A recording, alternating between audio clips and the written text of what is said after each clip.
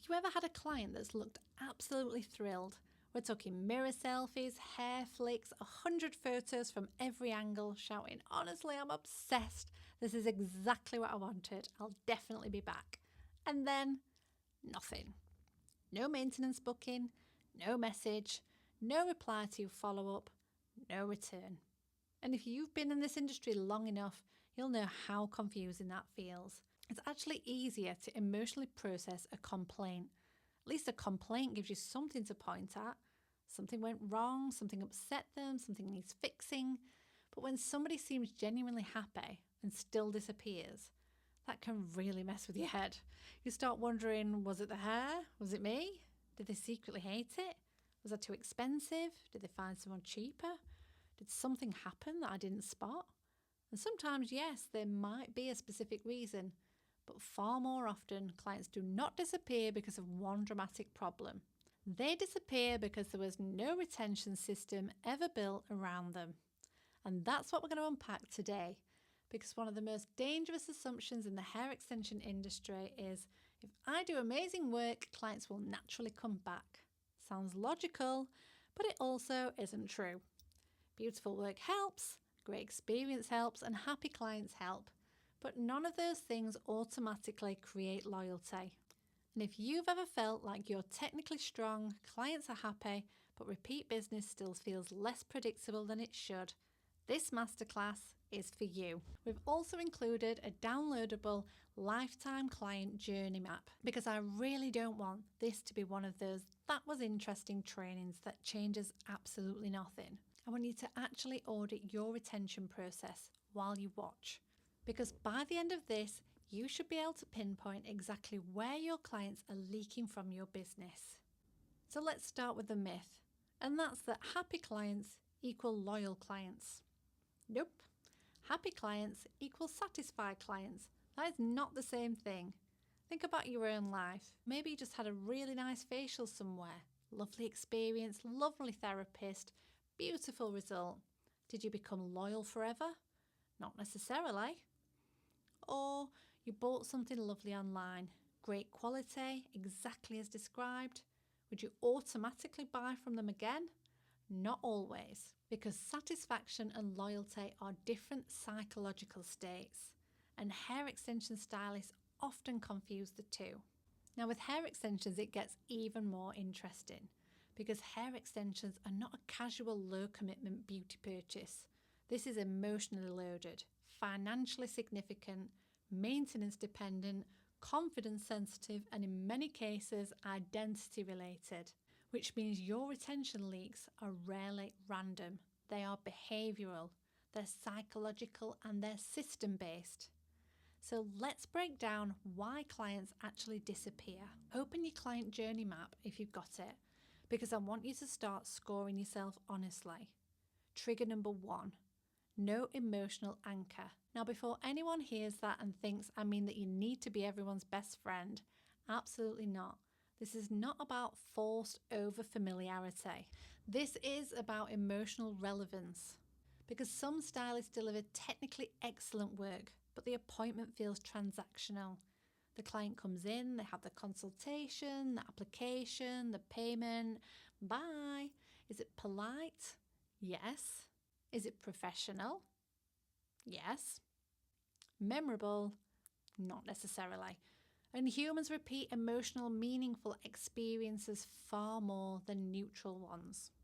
That does not mean chatting for 4 hours like old schoolmates, but it does mean clients feeling seen, understood, safe, and personally looked after. Because if the emotional memory is weak, you become easier to replace. And in a competitive market, it really does matter. Trigger 2, trust isn't fully formed. This one catches a lot of stylists out because the client loved the result. But loving the result on day one is not the same as trusting the long-term outcome.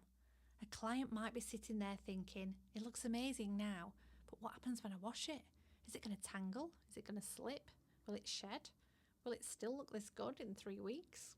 Will I ruin it? Will I end up with giant matted bird's nest attached to my scalp? Slight exaggeration, but only slight. Because if clients feel uncertain, even quietly uncertain, retention weakens, especially in higher ticket services. Trust is not about today it looked good. Trust is I feel safe in investing in this again. And that's so different. Trigger 3, maintenance anxiety.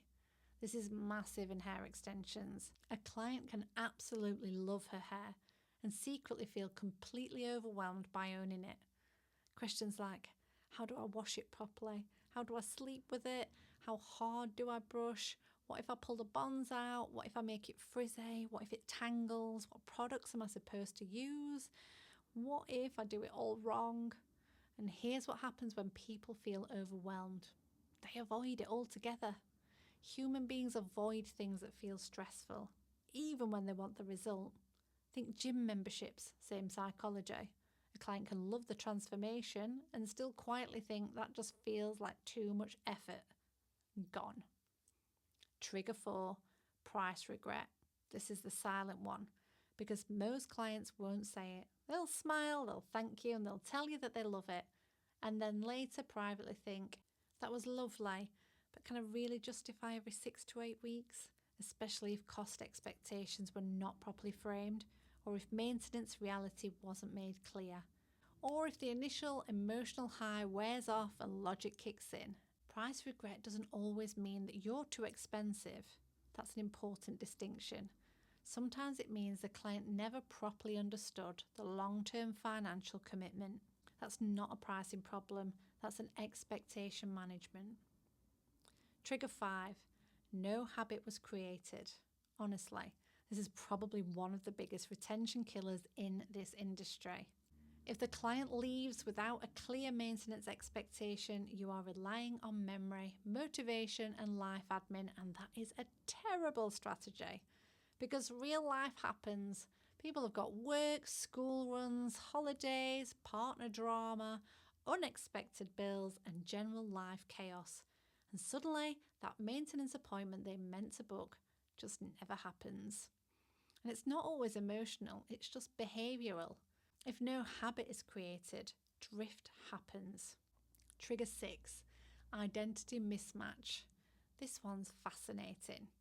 Sometimes a client genuinely loves how something looks, but maintaining it does not feel like who they are. For example, they love glamorous long hair, but they're actually a wash and go kind of person. They love the fantasy, but not the lifestyle. Or they love the transformation in the salon, but at home it feels too done. Too high maintenance, too unlike them. This happens more than stylists realise. The service fit the aspiration, not the identity. And the identity usually wins. Trigger 7, experience friction. Now this is death by 1,000 tiny cuts. Not one dramatic failure, just small things.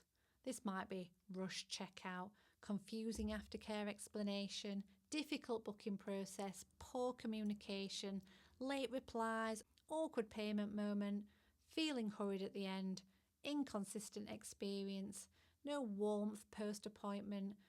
None of these individually may feel huge, but collectively it's trust erosion. Clients don't always consciously analyse this. They just quietly feel less compelled to return.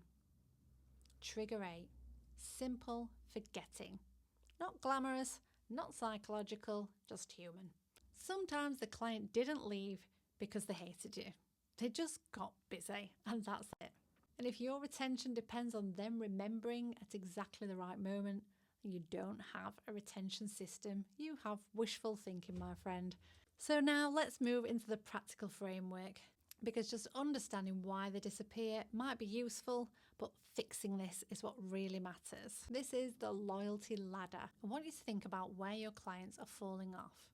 Stage 1, satisfaction. This is where most clients stop because the clients are saying it looks amazing. So they think, great, but this is nowhere near enough. You can't build loyalty on just satisfaction. That's not going to create repeat business. Stage 2, trust. Did the client feel safe? Not just impressed, safe. Safe that you know exactly what you're doing, that quality is always going to be consistent and they're going to be looked after. Any problems will always be handled and future appointments will always go well. Without trust, repeat spending is uncomfortable. Stage 3, confidence. This is especially important in hair extensions. The client needs confidence in ownership. Can they manage it? Can they maintain it and protect it? Can they style it? Can they actually live with the hair they've purchased? Because if confidence is low, retention will drop. Stage 4, habits. This is where it becomes normal behaviour. Extensions stop being that thing I tried and become my regular maintenance. Huge difference. Stage 5, identity. This one is powerful. If the client now sees herself as someone who wears extensions, someone that maintains her hair and who invests in this changes behaviour massively. Stage 6, loyalty. This is where clients stop shopping around because the relationship feels established. Now let's audit the leaks stylists create. Leak 1, selling the transformation instead of the journey. If all marketing, consultation language and appointment focus about the before and after and not the ongoing journey, then clients psychologically see this as a one-off event, not a long-term service. Leak 2, no pre-framed maintenance expectation. If you say just message me when you're ready, you've already lost control. Instead, you need to be saying most clients that have this method come back every 6 weeks. So we'll map this out together. That creates normality. Leak 3, overwhelming aftercare. Some stylists absolutely drown clients with instructions, 15 rules, 12 warnings, 3 panic-inducing horror stories. That does not build confidence, that builds stress. Confidence building sounds different. It should be clear, simple, reassuring.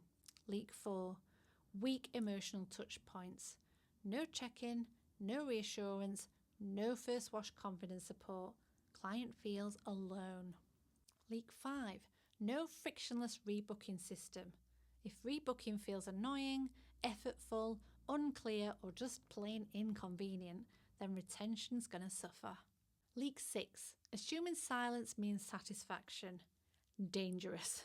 Silence might mean busy. It could be confused, overwhelmed, forgetful, or price hesitant. But silence isn't data, so how are we going to fix this? Let's look at some practical shifts. Fix 1, sell the journey at consultation, not just the transformation. Instead of only focusing on length, colour, method, and the look, you need to be framing this is a transformation and this is how we maintain it beautifully long term. That subtle change in psychology becomes the service relationship, not a single event. Fix number 2, normalise maintenance.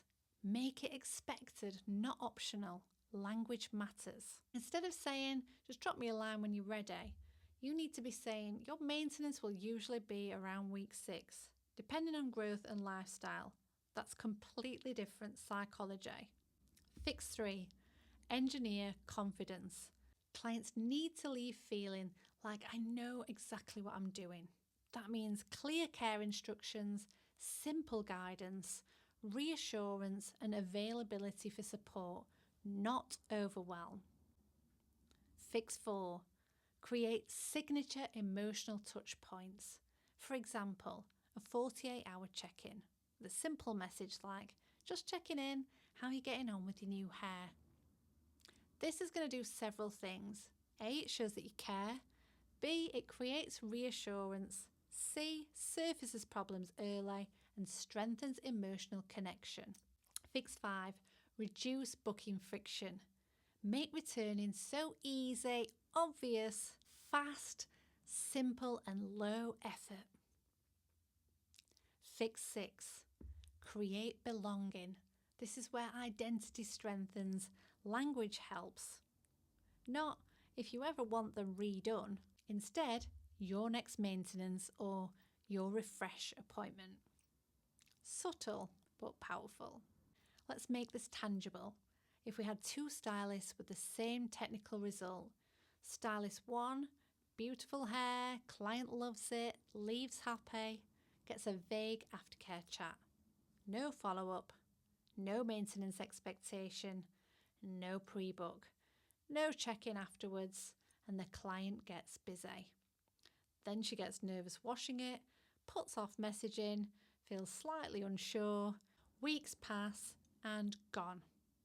But stylist 2, beautiful hair, same technical quality, but this time this stylist does consultation framed long-term maintenance, clear confidence-based aftercare, next appointment expectation normalised, 48-hour reassurance check-in, first wash support, easy rebooking, consistent experience, and the client thinks this feels safe, it feels manageable, and this is what I just do now.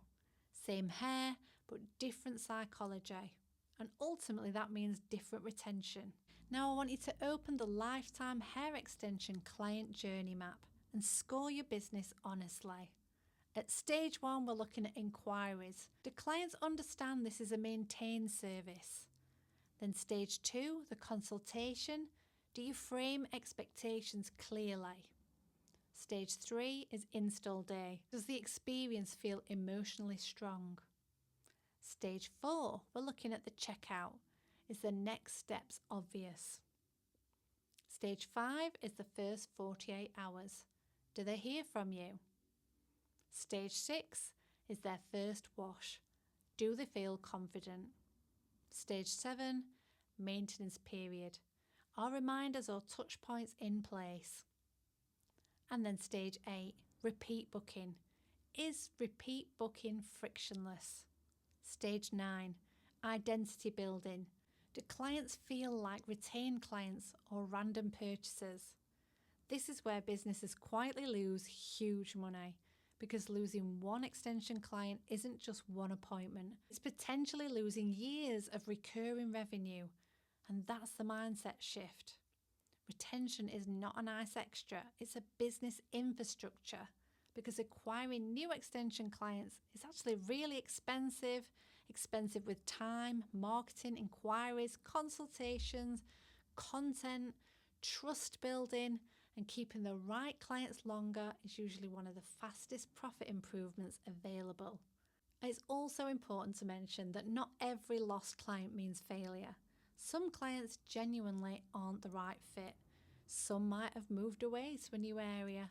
Some change priorities, and some's financial situation changes, and that happens. But if your clients are regularly vanishing after apparently happy appointments, that's not random bad luck. It's usually a system leak. But the good news is systems can always be fixed. So if this masterclass helped, I genuinely hope you found it useful. Use that client journey map, audit honestly, not defensively, because sometimes the biggest retention leak is the thing that feels small. And you might make just 2 or 3 meaningful fixes from today's session that can materially change client lifetime value. If you use the framework, we'd genuinely love to hear how you get on.